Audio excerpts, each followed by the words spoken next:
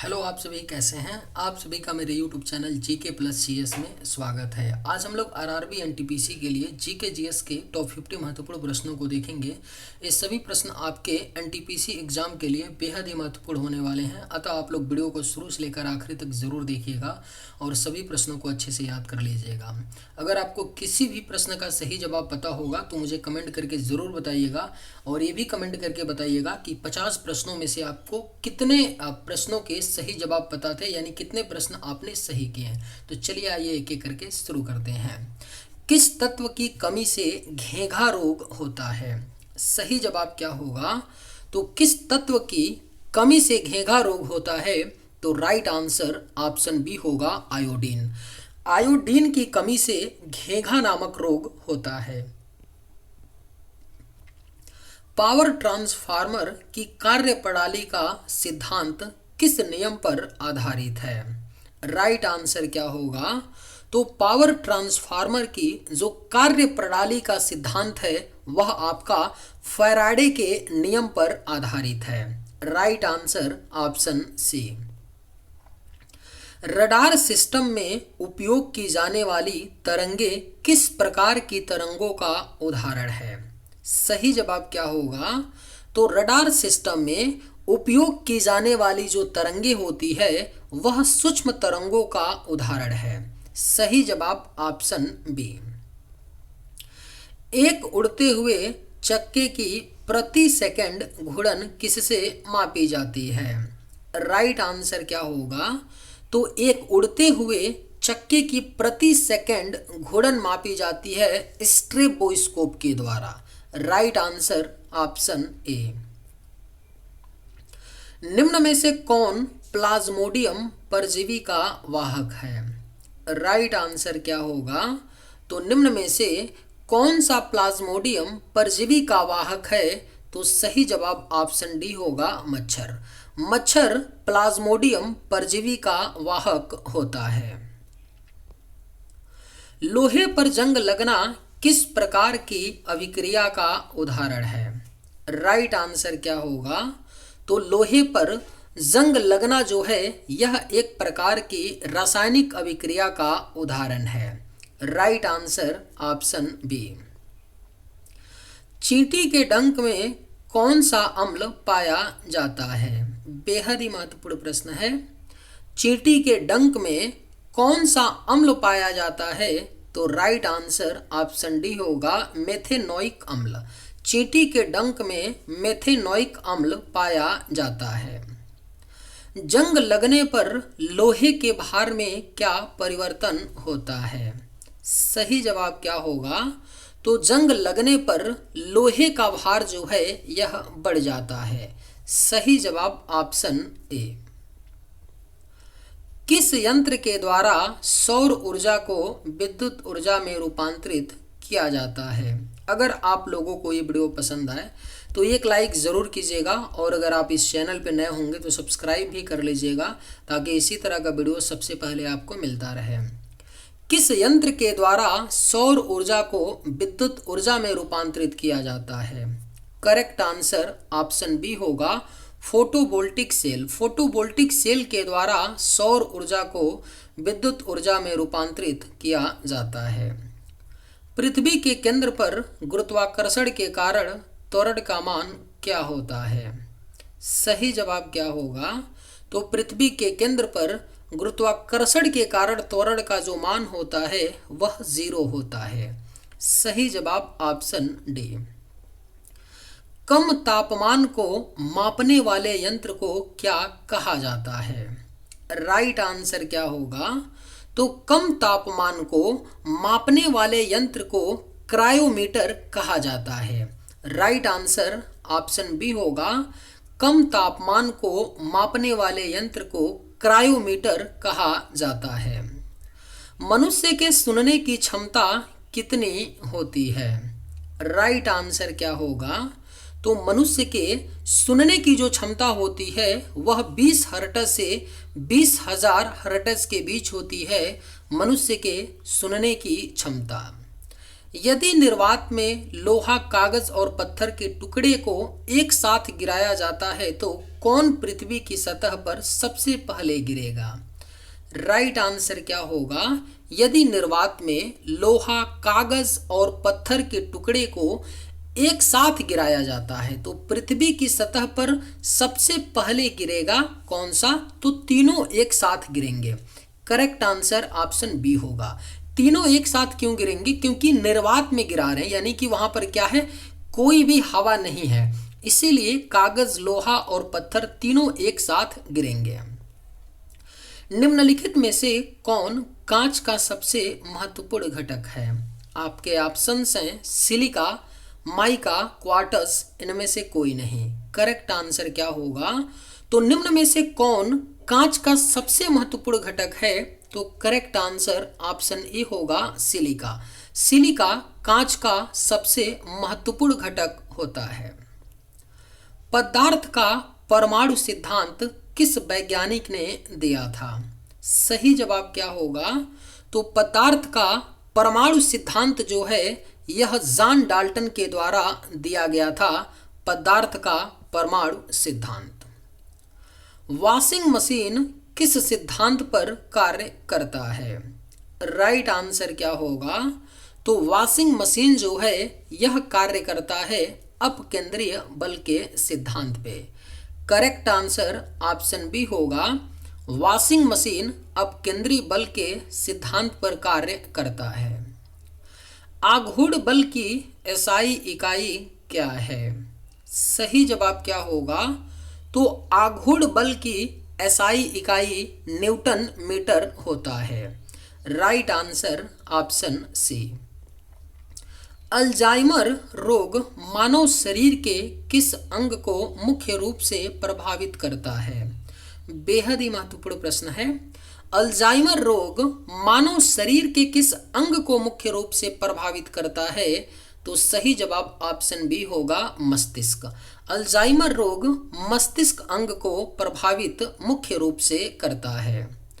अस्थि मज्जा में रुधिर कणिकाओं के निर्माण को क्या कहा जाता है? राइट आंसर क्या होगा? तो अस्थि मज्जा में रुधिर कणिकाओं के निर्माण को हेमेटोपायसिस कहा जाता है। राइट आंसर ऑप्शन सी होगा। अस्थि मज्जा में रुधिर कणिकाओं के निर्माण को हेमेटोपायसिस कहा जाता है। फ्लोरोसेंट लैंप में चोक के उपयोग का मुख्य उद्देश्य क्या है? सही जवाब क्या होगा?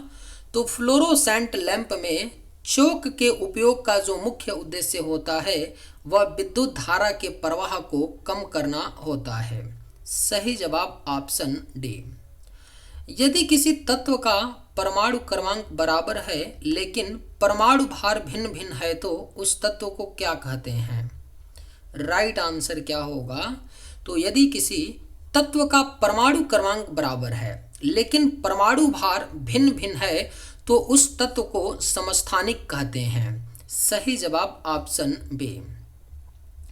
निम्न में से किन किरणों का उत्सर्जन रेडियो एक्टिविटी के दौरान नहीं होता है? आपके ऑप्शंस हैं कैथोड किरणें, बीटा किरणें, अल्फा किरणें, गामा किरणें। राइट आंसर क्या होगा? तो निम्न में से किन किरणों का उत्सर्जन रेडियो एक्टिविटी के दौरान नहीं होता है? तो करेक्ट आंसर ऑप्शन ए होगा कैथोड किरणें। कैथोड किरणों का उत्सर्जन रेडियो एक्टिविटी के दौरान नहीं होता है। पीयूष ग्रंथि मानव शरीर के किस अंग में स्थित होती है? करेक्ट आंसर क्या होगा? तो पीयूष ग्रंथि मानव शरीर के मस्तिष्क अंग में स्थित होती है। सही जवाब ऑप्शन बी। निम्नलिखित में से कौन सी गैस चूने के पानी को दुधिया कर देती है? राइट आंसर क्या होगा? तो निम्न में से कौन सी गैस चूने के पानी को दुधिया कर देती है? तो करेक्ट आंसर ऑप्शन डी होगा carbon dioxide. Carbon dioxide gas चूने के पानी को दुधिया कर देती है। ऑक्सीजन की खोज किसने की थी? राइट आंसर क्या होगा? तो ऑक्सीजन की खोज जो है यह प्रिस्टले ने की थी। करेक्ट आंसर ऑप्शन ए। कितनी ऊंचाई पर ऑक्सीजन की मात्रा नगण्य हो जाती है। अगर आप लोगों को ये वीडियो पसंद आए तो एक लाइक ज़रूर कीजिएगा और अगर आप इस चैनल पर नए होंगे तो सब्सक्राइब भी कर लीजिएगा। कितनी ऊंचाई पर ऑक्सीजन की मात्रा नगण्य हो जाती है। सही जवाब ऑप्शन सी होगा 120 किलोमीटर। 120 किलोमीटर की ऊंचाई पर ऑक्सीजन की मात्रा नगण्य हो जाती है। हमारे पृथ्वी का वायुमंडल कितने भागों में बटा हुआ है। सही जवाब क्या होगा, तो हमारे पृथ्वी का वायुमंडल है यह 5 भागों में बटा हुआ है। सही जवाब ऑप्शन ए। वायुमंडल की सबसे गर्म परत कौन सी है। बेहद ही महत्वपूर्ण प्रश्न है। वायुमंडल की जो सबसे गर्म परत है वह आपका थर्मोस्फीयर है। करेक्ट आंसर ऑप्शन सी होगा, वायुमंडल की सबसे गर्म परत थर्मोस्फीयर है। वायुमंडल में उपस्थित सबसे हल्की गैस कौन सी है। करेक्ट आंसर क्या होगा, तो वायुमंडल में उपस्थित जो सबसे हल्की गैस है वह आपका हाइड्रोजन गैस है। निम्नलिखित में से कौन दुनिया की सबसे जहरीली गैस है। करेक्ट आंसर क्या होगा, तो निम्न में से दुनिया की जो सबसे जहरीली गैस है वह आपका ज़ाइलाल ब्रोमाइड है। Right answer option A. पृथ्वी की पपड़ी पर सबसे प्रचुर मात्रा में मौजूद दुर्लभ गैस कौन सी है। सही जवाब क्या होगा, तो पृथ्वी की पपड़ी पर सबसे प्रचुर मात्रा में मौजूद दुर्लभ गैस आर्गन है। Correct answer option D. पृथ्वी की सतह पर सर्वाधिक मात्रा में कौन सा तत्व पाया जाता है। राइट आंसर क्या होगा, तो पृथ्वी की सतह पर सर्वाधिक मात्रा में ऑक्सीजन तत्व पाया जाता है। सही जवाब ऑप्शन डी। हमारी पृथ्वी में सबसे अधिक मात्रा में कौन सी धातु मौजूद है। आपके ऑप्शंस हैं एल्युमिनियम, लोहा, तांबा, जिंक। राइट आंसर क्या होगा, तो हमारी पृथ्वी में सबसे अधिक मात्रा में जो धातु मौजूद है वह आपका एल्युमिनियम है। करेक्ट आंसर ऑप्शन ए। निम्नलिखित में से कौन एक जैविक अम्ल है। सही जवाब क्या होगा, तो निम्न में से एक जैविक अम्ल है ऑक्सैलिक अम्ल। Correct answer option B. हमारे मुंह के पार्श्व भाग में स्थित टॉन्सिल का मुख्य कार्य क्या है। सही जवाब क्या होगा, तो हमारे मुंह के पार्श्व भाग में स्थित टॉन्सिल का मुख्य कार्य होता है रोगाणुओं का विनाश करना। सही जवाब ऑप्शन सी। 2 या 2 से अधिक धातुओं के मिश्रण को क्या कहा जाता है। करेक्ट आंसर क्या होगा, तो 2 या 2 से अधिक धातुओं के मिश्रण को मिश्र धातु कहा जाता है। सही जवाब ऑप्शन ए। निम्नलिखित में से कौन सा पदार्थ क्लोरीन के साथ अभिक्रिया करके ब्लीचिंग पाउडर उत्पादन करता है। राइट आंसर क्या होगा, तो कौन सा पदार्थ क्लोरीन के साथ अभिक्रिया करके ब्लीचिंग पाउडर का उत्पादन करता है, तो राइट आंसर ऑप्शन सी होगा, बूझा चूना। निम्नलिखित में से किसकी आयु का पता लगाने के लिए रेडियो कार्बन डेटिंग का उपयोग किया जाता है। आपके ऑप्शंस हैं पत्थर की, शिशुओं की, जीवाश्म की, भवनों की। राइट आंसर क्या होगा, तो निम्न में से किसकी आयु का पता लगाने के लिए रेडियो कार्बन डेटिंग का उपयोग किया जाता है, तो सही जवाब ऑप्शन सी होगा, जीवाश्मों की। यदि लाल रंग और हरे रंग को आपस में मिला दिया जाए तो कौन सा रंग बनेगा। अगर आप लोगों को ये वीडियो पसंद आए तो एक लाइक ज़रूर कीजिएगा और अगर आप इस चैनल पर नए होंगे तो सब्सक्राइब भी कर लीजिएगा। यदि लाल रंग और हरे रंग को आपस में मिला दिया जाए तो कौन सा रंग बनेगा। सही जवाब ऑप्शन ए होगा, पीला रंग बनेगा।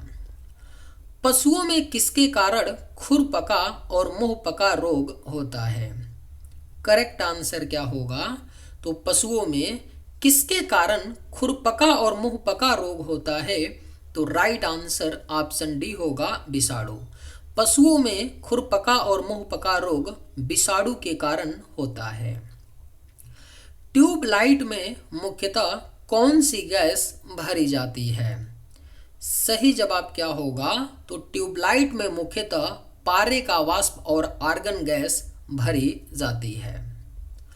ठोस की शुद्धता का निर्धारण किसके द्वारा किया जाता है? राइट आंसर क्या होगा? तो ठोस की शुद्धता का निर्धारण गलनांक बिंदु के द्वारा किया जाता है। Correct answer option C. भौतिक संतुलन किस सिद्धांत पर कार्य करता है?